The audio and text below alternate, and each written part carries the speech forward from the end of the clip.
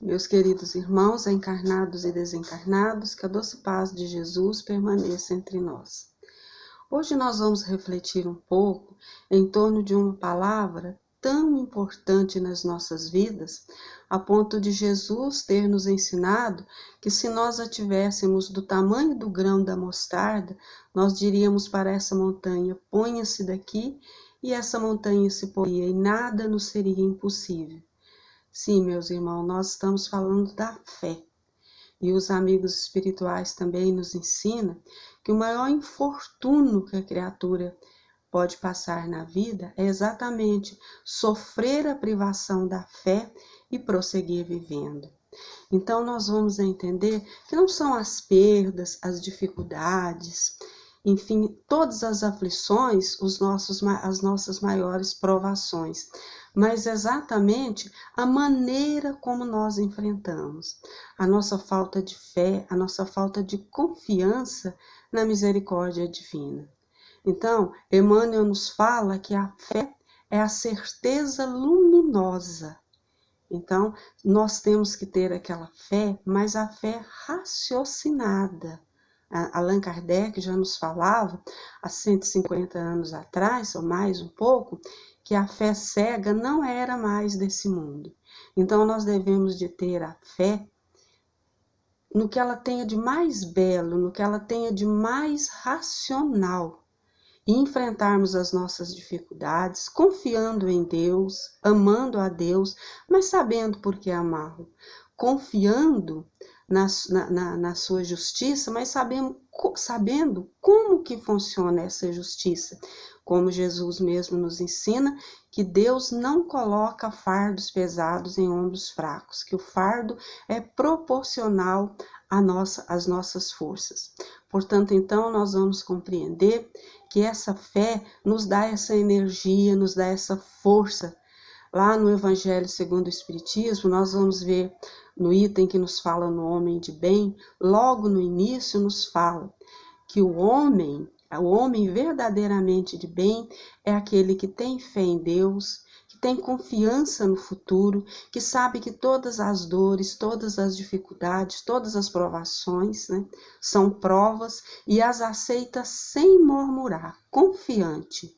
Porque, como nos ensina o Dr. Adolfo Bezerra de Menezes, nós devemos, com a nossa fé raciocinada, termos toda a certeza que Deus há de nos amparar no momento amargo em que nós temos que colher os frutos também amargos da nossa própria sementeira errada do passado. Porque uma vez que nós sabemos que Deus é justo, que Deus não erra, portanto, então, quem pode estar errado? Somos nós mesmos. Então, diante das nossas dores, diante das nossas dificuldades, vamos exercitar a nossa fé, a nossa confiança em Deus e termos um pouco mais de esperança, de certeza de que tudo passa. Só o que vem de Deus realmente permanece nas nossas vidas. Porque nós vamos entender que muitas vezes, diante das nossas provações, das nossas dificuldades, nós nos deixamos levar pela revolta, pela inconformação. E é aí, então, que as dores se tornam mais acerbas, que nossos sofrimentos se tornam maiores. Nós ficamos como que desorientados e não confiamos na providência divina agindo a nosso favor. Tem aquela passagem daquele alpinista que, sendo surpreendido à noite na montanha, estando ele amarrado por uma corda, diante do temporal, do frio que se fazia ali, ele, desesperado, orou a Deus pedindo a proteção. E naquele momento, ele ouviu uma voz nitidamente que lhe disse assim: corta a corda. Mas ele não teve a fé suficiente, ele não cortou a corda. E no outro dia, quando o socorro chegou, encontrou ali um cadáver ido a poucos centímetros do chão. Então, muitas vezes nós estamos assim, nós não nos entregamos a Deus, nós não confiamos e não fazemos como a música nos ensina, segura na mão de Deus e vá. Então, meus irmãos, nós também gostaríamos de narrar uma historinha que está no magnífico livro, cujo título muito nos enternece o coração, de Clóvis Tavares, que se chama De Jesus para os que sofrem. Quer dizer, para nós, porque todos nós sofremos. E ali tem uma passagem muito bonita que ilustra essa questão da fé, desse contato com Deus, de não nos afastarmos da presença de Deus. Nos fala ali o Clóvis Tavares uma passagem, um tipo de uma fábula, não é? Da mitologia grega, porque os gregos eles são muito pródigos com as suas histórias, as suas mitologias, que nos trazem assim, um profundo sentido moral. Ali nos narra a história de Anteu. Anteu era um gigante africano, um exímio lutador, um guerreiro, e ele era filho da terra. Então ele já havia vencido várias batalhas nos desertos da Líbia, e tanto era a sua fama que ele resolveu chamar a combate, desafiar a combate, o próprio Hércules, filho de Deus, filhos de Zeus, segundo a mitologia grega. E Hércules então aceita o desafio e eles vão lutar. E quando ele estava lutando, Hércules notou que cada vez que Anteu tocava o seu corpo na terra, mais as suas forças aumentavam. Por quê? Porque ele era filho da terra. Então, constatando esse fato, Hércules ergueu Anteu nos ares e assim ele veio vencer a batalha. Então, meus irmãos, a lenda grega é uma lenda, não é? Nós vamos aí entender que é uma lenda, mas a passagem de Jesus com a mulher hemorrágica é uma constatação.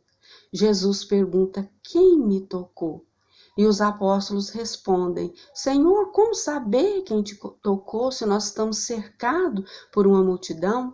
Mas Jesus responde assim: alguém me tocou, porque uma força saiu de mim. Então nós vamos entender que ali naquele contato com Jesus, através da fé, simbolizando a fé daquela mulher, ela estabeleceu esse contato divino. Então, o que nós não podemos perder é esse contato divino com Deus, com a espiritualidade amiga, através da nossa fé. Fé raciocinada, né? Fé aliada à razão, fé robusta, fé que precisa de ser produtiva também, porque a fé, ela é o alicerce, a base de tudo. Então, se esse alicerce, se essa base não estiver ali fincado sobre bases firmes, podemos assim dizer, racionais, o que será do edifício erguido sobre ele? É por isso que muitas vezes nós dizemos que temos fé, mas diante das nossas provações mais difíceis, nós nos achamos injustiçados, achamos que ninguém sofre mais do que nós, né? Achamos que Deus está nos punindo quando nós sabemos que Deus não pune e nem premia ninguém, que Deus nos ama a todos da mesma forma, da mesma maneira. Então, meus irmãos, nós temos que compreender que fé raciocinada é isto, é a fé que nos mantém no contato com Deus, né? E quando nós nos afastamos desse divino contato, então nossa alma, nosso espírito resvala por abismos profundos que só os séculos de dores, de provações acerbas, que podem realmente nos reconduzir ao regaço do nosso Pai. Porque o nosso Pai sempre está a esperar por nós. Como o pai da parábola do filho pródigo, Deus vem nos encontrar no caminho, desde que nós realmente temos a disponibilidade de fazer esse retorno. E nós não poderíamos encerrar a nossa fala sem lembrar a colocação do nosso codificador Allan Kardec, quando ele nos fala que fé inabalável é aquela que enfrenta a razão face a face em todas as épocas da humanidade. Então a fé é essa confiança, essa firme certeza daquilo que virá. A fé, ela é humana e ela é divina. Podemos confiar nas nossas potencialidades para mudar aquilo que pode, que deve ser mudado, e aceitarmos com serenidade aquilo que para o nosso próprio bem não pode e nem deve ser mudado. Então tenhamos a nossa fé, mas que a nossa fé seja inteligente, que a nossa fé seja esse alicerce que realmente nos fortalecerá nos momentos mais difíceis das nossas vidas. Que Jesus nos abençoe e nos ampare a todos. O nosso muito obrigado.